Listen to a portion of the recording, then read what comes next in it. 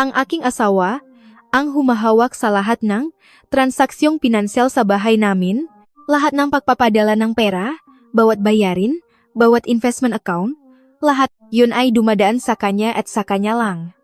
Alam ko ang dating nun. Alam ko ang dating nun.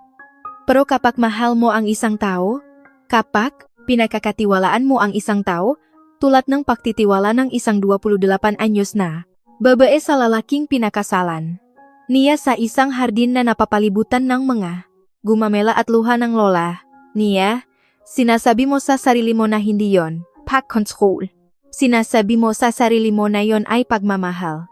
Ang tawag niya doon ay pagprotekta sa aming kinabukasan. Sinasabi niya yon ng mainit, ng may tahimik na autoridad. Kaya naniwala ako sa kanya tulad ng paniniwala mo sa weather forecast. Hindi dahil na-verify mo ang data, kundi dahil may isang taong kumpiyansang nagsabi sa'yo na magdala ng payong. 3 taon na kaming kasal, nang magsimulang magkagulo ang lahat. Hindi nang may matinding ingay, hindi kailanman nang may matinding ingay. Nagsimula yon sa isang manipis na envelope na kulay Manila paper. Lagi siyang masinop sa koreo. Karamihan sa mga gabi, umuwi siya bago ako. Mas malapit ang opisina niya.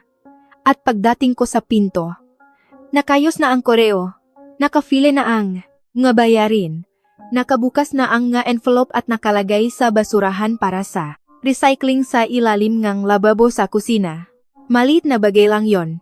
Walang kwentang bagay. Nang bumisita ang nanay ko, noong unang Pasko matapos kaming ikasal, pinanot niya ang asawa ko na buhatin ang tumpo ang koreo sa counter ang kusina at tahimik na bumulong sa tenga ko. Habang hindi siya nakatingin, iyan ang lalaking gustong kontrolin ang nakikita mo. Pinagtawanan ko lang. Sinabi kong masyado siyang nag-iisip. 3 taon na ang nakalipas.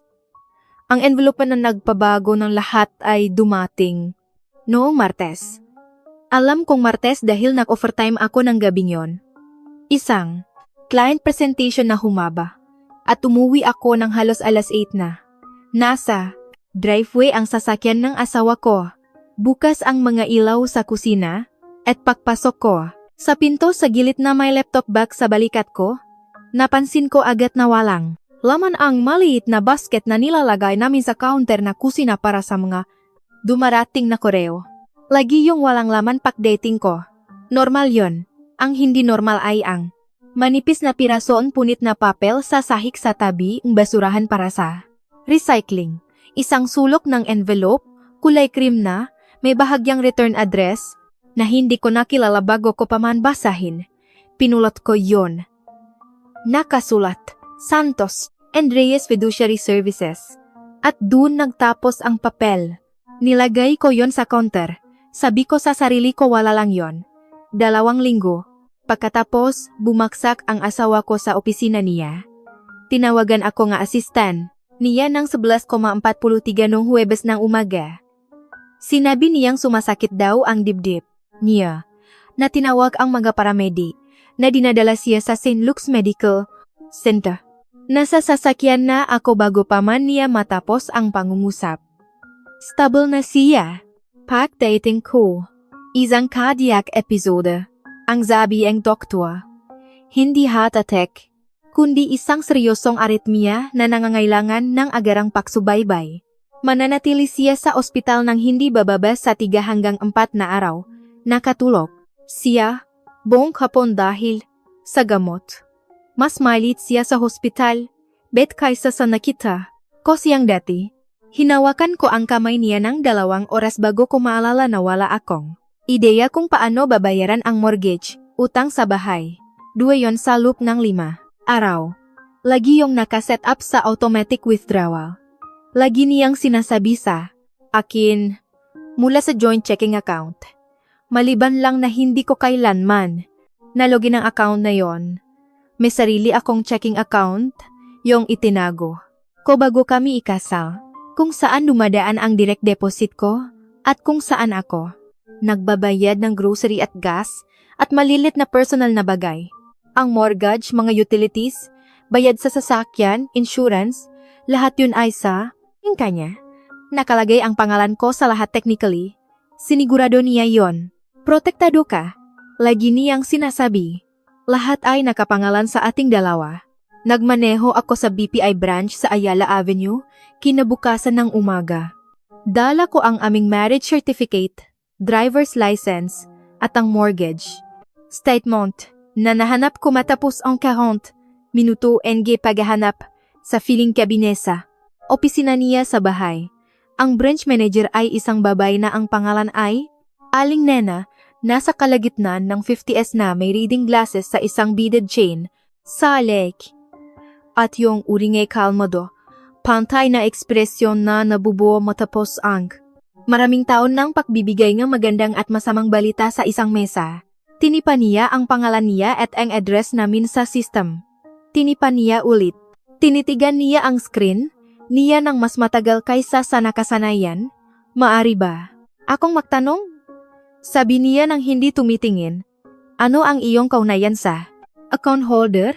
Asawa niya ako, sabi ko. Nakalagay ang pangalan ko sa account. Sinabihan akong nakalagay ang pangalan ko sa account. Nagtip siya ng iba pa.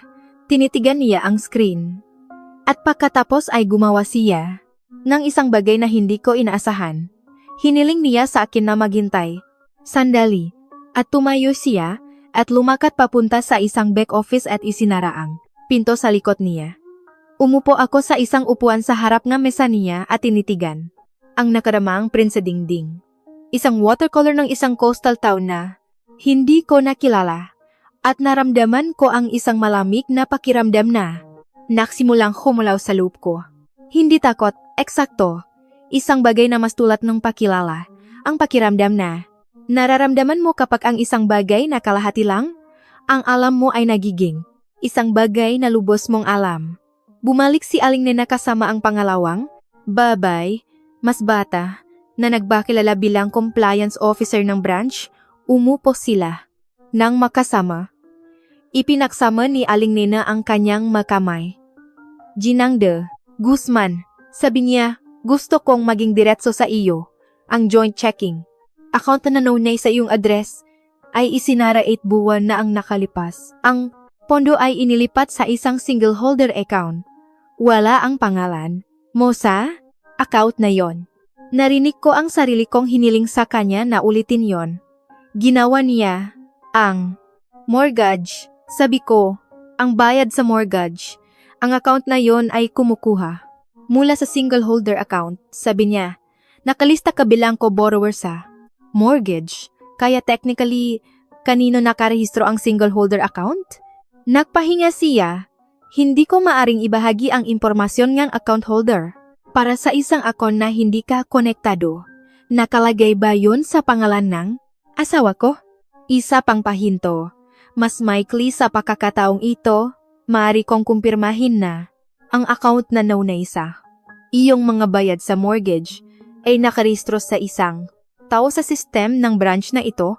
Bukod dun, hindi ko maaring nakalagay ba yon sa pangalan ng isang babae na Rachel? Hindi ko alam kung bakit ko sinabi ang pangalang yon. Hindi ko kailanman narinig na binanggit yon sa bahay namin. Hindi ko kailanman nakita na nakasulat kahit saan na partikular kong matandaan. Ngunit lumabas yun sa akin sa paraan na lumalabas ang mga bagay kapag may alam. Ang iyong katawan na ayaw iproseso iyong isip. Tinitigan ni Aling Nena ang compliance officer. Sandali lang, sapat lang, tumayo. Ako. Nagpasalamat ako sa kanila sa oras nila.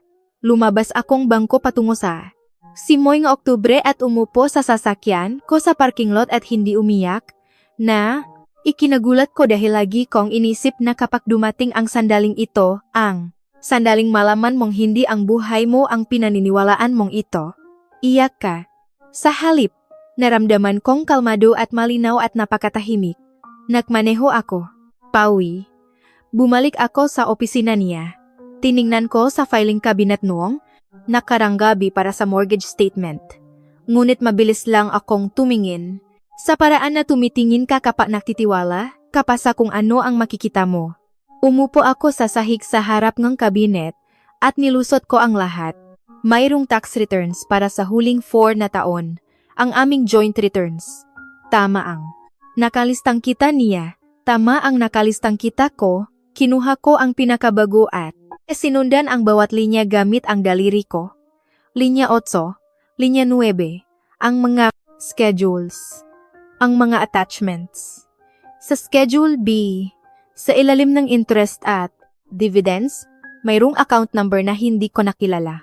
Hindi malaki ang kinita ng interest, ilang dang piso, ang ngunit ang account number ay hindi mula sa BPI. Kinuha kong litrato gamit ang phone ko, nilampasan ko ang natitirang bahagi ng kabinet. Karamihan doon ay ang inaasahan ko, mga dokumento ng insurance, mga car titles, ang deed ng bahay namin. Ngunit sa pinakalikod ng pinakamababang drawer, sa likod ng isang folder ng mga expired warranty, nakahanap ako ng isang piraso ng papel na nakatupi na 3. Ito ay isang liham mula sa isang kumpanya na tinatawag na Kapitbahay Trust and Fiduciary Services. Ang header ay tumugma sa bahagyang return address na nakita ko sa punit na envelope 2 linggo na ang nakalipas. Ang liham ay para sa aking asawa. Kinukumpirma nito ang pagdatatag ng isang revocable living trust na may petsang 18 buwan bago. Ang trust ay pinanggalan ng The Guzman Family Trust. Hindi ako nakalista bilang beneficiary. Ang tanging beneficiary ay nakalista bilang ang anak o mga anak ni Daniel de Guzman at Rachel Corpus, ipinanganak o ipapanganak pa. Binasa ko ang pangungusap na yon ng 4 na beses. Rachel Corpus. Isang pangalan na walang kahulugan sa akin. Isang pangalan na konektado sa isang trust na naglalaman ayon sa reference ng liham sa isang kalakip na schedule na wala ako. Ng mga ari-arian na inilipat mula sa mga account na nakapangalan sa aking asawa sa loop ngang nakaraang 24 na buwan. Umupo ako sa sahig ng opisina niya ng matagal. Nagbas ang phone ko ng 2 beses. Ang ospital ay nagbibigay ng update sa kanyang kondisyon. Hindi ako sumagot. Sa halip, tinawagan ko ang nanay ko. Nasa tabi ko siya ng alas 7:00 ng gabing yon. Tinawagan ako ng biyenan kong lalaki ng gabing yon upang kumustahin ang kondisyon ng kanyang anak at kalmado akong nakipag-usap sa kanya at sinabing stable ang lahat. At pagkatapos kong ibaba ang telepono, tiningnan ko ang nanay ko at sinabing, kailangan kong abogado. Mayroon na siyang nasa isip, isang babae na ang pangalan ay Ate Reyes, na humawak sa diborsyo ngang kaibigan ng nanay ko 2 taon na ang nakalipas. Tinago ang nanay ko ang numero. Nakipakita ako kay Ate Reyes. Kinabukasan ng umaga, dala ko ang liham, ang tax return, ang nalitratong kinuha ko, at ang punit na sulok ang envelope. Nakinig siya ng hindi sumasaabot. Naktanong siya ng 3 tumpak na tanong. Pagkatapos ay sinabi niya sa akin kung ano ang kailangan naming gawin at sa anong pakakasunod-sunod. Bago mo gawin ang anumang iba pa, sabi niya, kailangan nating lubos na maunawaan ang saklaw ng kung ano ang nailipat at saan. Ang dokumentong entros na nahanap mo ay isang sinulit. Hihilahin natin yon ng maingat. Nag-file siya na, formal na kahilingan sa pagtuklas ng hapong yon sa pamamagitan ng sistema ng hukuman na nagbigay sa amin ng akses sa mga financial records sa isang kaso ng diborsyo. Nagmungkahi din siya na makipag-ugnayan ako sa isang forensic accountant na regular niyang kasama isang lalaki na ang pangalan ay Mang Tonyo na espesyalista sa ganitong uri nga asset tracing. Binisita ko ang asawa ko sa ospital ng gabing yon. Dinalhan ko siya nga magabulaklak dahil ayoko pang malaman niya na alam ko. Kailangan ko ang oras. Umupo ako sa tabi ng kama niya at tinanong kung kumusta. Ang pakiramdam niya at hinawakan niya ang kamay ko at sinabing humihingi siya nga. Tawat sa pagtakot sa akin. Mukha siyang talakang nagsisisi. Makaling siya sa ganun, sa pagmumukhang talagang anumang hinihingi ngang sandali. Naisip ko, sabi niya, habang nakahiga ako rito. Dapat ay bigyan kita ng access sa lahat ng account. Kung sakaling mangyari ulit ang ganito, tiningnan ko siya. Hinawakan ko ang kamay niya. Gusto ko yan, sabi ko. Bumalik sa amin si Mang Tonyo, ang forensic accountant, sa loob ng 2 linggo. Ang nahanap niya ay masinop at nakakasira sa pantay na sukat sa loob na humigit kumulang 2.5 taon. Sistematikong inilipat ng aking asawa ang mga ari-arian mula sa mga account na makasama naming hawak patungo sa mga ako na hawak lamang sa kanyang pangalan at mula sa mga ako na yon patungo sa De Guzman Family Trust. Hindi malit ang kabuwang nailipat. Kasama rito ang isang malaking bahagiing equity mula sa isang rental property na hindi ko alam na binili niya. Pinakin niya ang pirma ko sa isang quitclaim deed upang alisin ako sa titulo. Kasama rito ang kita mula sa pagbebenta any stock options na nag-vest sa loob any aming kasal na mga ari-arian ng mag-asawa sa ilalim ng batas ng Pilipinas. Kasama rito ang isang life insurance policy na sa oras ng aming kasal, nakalista ako bilang pangunahing beneficiary at tahimik na binago 14 na buwan na ang nakalipas upang ilista si Rachel Corpus at anumang biological na anak ni Daniel de Guzman. Nalaman namin na si Rachel Corpus ay 31 taong gulang. Nakatira siya 40 minuto, ang layo sa isang subdivision na tinatawag na San Lorenzo Village. Siya ay 5 buwan ng buntis. Nakfile si Ati Reyes ang diborsyo noong Biyernes. Nakfile din siya ng emergency motion para sa isang temporary restraining order sa paggalaw ang anumang karagdagang ari-arian ng makasawa na ipinagkaloob ngang hukuman noong sumunod na Martes. Ang pekeng quitclaim deed ay sinumite sa opisina ng rehistro ng mga deed bilang isang formal na reklamo ng pandaraya sa titulo ngang lupa na nagbukas ng isang hiwalay na criminal inquiry. Ang aking asawa ay sinilbihan ng kanyang divorce papers sa ospital. Wala ako doon nang mangyari yon. Nagpasya akong hindi ko kailangan doon. Ang hindi ko inaasahan ay ang tawag sa telepono na natanggap ko 3 araw pagkatapos mula mismo kay Rachel Corpus. Halos hindi ako sumagot. Ibinigay sa akin ang numero niyang grupo ni Ate Reyes bilang bahagi ng proseso ng pagtuklas at nang makita ko yon sa screen ko. Ang una kong instinct ay hayaan yon sa voicemail, ngunit may isang bagay ang nagtulak sa akin na sagutin. Tahimik ang boses niya. Sinabi niyang naintindihan niya kung ayaw kong kausapin siya. Sinabi niyang kumuha siya ang sarili niyang abogado. Hiwalay sa abogado ng aking asawa at pinayuhan siyang kanyang abogado na makipag-ugnayan dahil may isang bagay siyang pinaniniwalaan na nararapat kong malaman ng direkta. Nakilala niya ang aking asawa 4 na taon na ang nakalipas bago kami ikasal. Nag-date sila sandali. Nang nagsimula siyang makipag-date sa akin, sinabi niya sa kanya na tapos na 18 buwan sa aming kasal, bumalik siya sa kanya. Sinabi niya sa kanya na ako ay emotionally unstable, na ang aming kasal ay essentially tapos na nasa proseso kami nga paghihiwalay. Sinabi niya sa kanya yon nang mahigit 1 taon. Naniwala siya hanggang 3 linggo na ang nakalipas ng paupuin. Siya nga sarili niyang abogado na may mga dokumento na nakpakita na imposibleng ay reconcile ang timeline ng aming kasal sa kung ano ang sinabi sa kanya. Hindi niya alam ang tungkol sa trust hanggang ipinakita sa kanya ng kanyang abogado.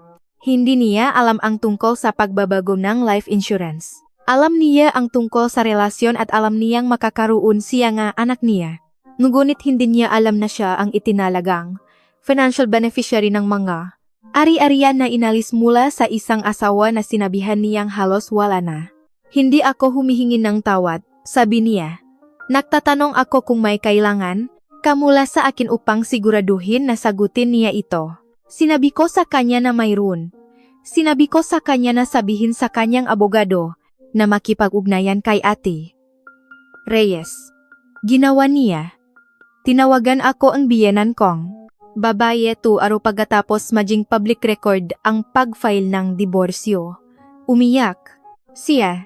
Sinabi niyang hindi niya alam na hindi niya kailanman sinuportahan ito, na Nahihiya siya sa kanyang anak.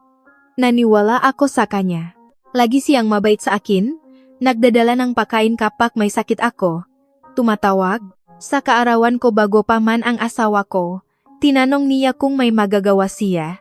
Tinanong ko siya kung handa siyang magbigay nga affidavit tungkol sa isang pag-usap na naalala niya kung saan tinanong siya ng kanyang anak tungkol sa halaga ng kanilang bahay nga, pamilya at kung maaari itong idagdag sa isang trust. Nang walang pirma nga asawa, sinabi niyang gagawin niya. Sinabi niyang isusulat niya yon mismo ng gabing yon. Hindi mabilis ang proseso ang diborsyo. Ngunit detalyado ito. Ang forensic accounting ang nagpahirap na kwestiyonin ang paggalaw ng ari-arian. Ang pekengdit, ang pinakaseryosong legal na usapin, isang kasong kriminal, hiwalay sa diborsyo na may totoong kahihinatnan. Sinubukan ng abogado niya na ipagtalo na ang pagpirma. Ng dit ay pinayagan ng verbal na nagbigay ako ang informal consent. Ipinakilala ni Ate Reyes ang metadata mula sa dokumento na nagpakita na inihanda yon sa isang araw na nasa ibang probinsya ako para sa isang work, conference, isang katotohanan na kinumpirma ng travel records ng aking employer, resibo ng hotel ko, at ang boarding pass na nakasabi pa rin sa email ko. Ipinakalop sa akin ng hukuman sibil ang bahagi ng bawat nailipat na ari-arian, kasama ang rental property, kasama ang isang bahagi ng kanyang retirement accounts. Ang De Guzman Family Trust ay itinyuring na pinyondohan ng fraudulentang inalis na ari-arian ng mag-asawa at binalik sa dating ayos sa utos ng hukuman. Ang life insurance policy ay ibinalik sa akin bilang pangunahing beneficiary sa pamamagitan ng settlement agreement. Sa pandig kriminal, ang kasong pandaraya sa titulong lupa ay nagresulta sa isang conviction. Nakatanggap siyang suspended. Sentence na may 2 taon ng supervised probation, community service at financial restitution. Tinawag ng abogado niya, yan na isang paborableng outcome para sa kanyang kliyong. Tinawag yung Ate Reyes na isang panimula. Hindi ako nakaramdam ng pagtatagumpay nang matapos ang lahat. Gusto kong maging tapat tungkol doon dahil bawat kwento ay gustong magtapos na ang tao ay nakatayo sa sikat ng araw at nakakaramdamang tagumpay at hindi ganun eksakto ang naramdaman. Ang naramdaman ay tahimik, isang napaka-espesyal na tahimik, yung uri na sumusunod sa isang mahaba at maingay na bagay kapag sa wakas ay huminto na yon. Tinago ko ang bahay. Hindi ko naman talaga gustong itago ang bahay. Napakaraming silit na nilagyan ng kasangkapan ayon sa kagustuhan niya. Napakaraming sulok na. Nayuknay ko sa bersyon na buhay ko na naintindihan ko ngayon na bahagyang katang-isip. Ngunit tinago ko yon sa pamamagitang settlement at ginugol ko ang sumunod na mga buwan sa pakbabagong nga bagay ng dahan-dahan. Bagong pintura sa kusina. Ibang kurtina. Ibinigay ko ang dining table at bumili. Ako ngas maliit na kasi lamang ang 4 na taon ng komportable, na 4 na, mas marami kaysa sa kailangan ko karamihan sa mga gabi. Ngunit naramdaman kong tapat na numero. Tinatawagan pa rin akong biyenan kong babae sa kaarawan ko. Sumasagot pa rin ako. Iniluwal ni Rachel ang kanyang sanggol nung taksibo, isang lalaki. Ipinangalan niya yon sa sarili niyang ama. Anumang galit na naramdaman ko sa kanya ay naging komplikado at pagkatapos ay nabawasan ng tawag sa telepono na ginawa niya ng kanyang ginawa sa kapinsalaan niya upang matulungan na isara ng maayos ang kaso. Hindi ko siya pinagnanais. Nga masama, hindi ko ginugugol ang oras sa pag-isip sa kanya. Inisip ko ang kanyang anak paminsan-minsan, sa abstract na paraan na iniisip mo ang isang tao na umiiral sa gilid ng isang kwento na kinabibilangan mo nang walang init o lamig. Pakilala lang, ang pinaka-iniisip ko ay ang filing cabinet, hindi nang may pagsisisi eksakto, kundi nang may partikular na kalinawan na dumarating pagkatapos. Naniwala ako sa loop nga, 3 taon na ang isang lalaki na humahawak nga, mga bagay sa ngalan ko ay pareho sa isang lalaki na humahawak ng mga bagay para sa aking kapakinabangan. Ibinigay ko sa kanya ang mapanga lahat ng mayroon ako at nagtiwala ako na Binabasa niya yon pabor sa akin. At ang bagay ay, napakaingat niya. Napakakumbinsi. Mayroon siyang bokabularyo nga. Isang lalaking, nagmamahal sa kanyang asawa, at nag-isip tungkol sa kanyang kinabukasan at gustong protektahan siya mula sa maliliit na abalangang financial management. Ginawa niya, yung parang regalo, ang alam ko ngayon ay anumang oras, na gawing misyon na, isang tao ang tumayo sa pagitan mo at na impormasyon tungkol sa sarili mong buhay, tungkol sa sarili mong pananalapi, sarili mong kalusugan, sarili mong legal na posisyon, hindi yung proteksyon. Iyon ay isang pintong nilalok mula sa labas. Hindi mahalaga kung gaano kainit. Ang kanilang ngiti kapag ibinubulsan nila ang susi. 28 ako ng pinakasalan. Ko, siya. 32 na ako ngayon. Hindi ako ang parehong tao at ibig kong sabihin yan sa pinakapakinabang na paraan.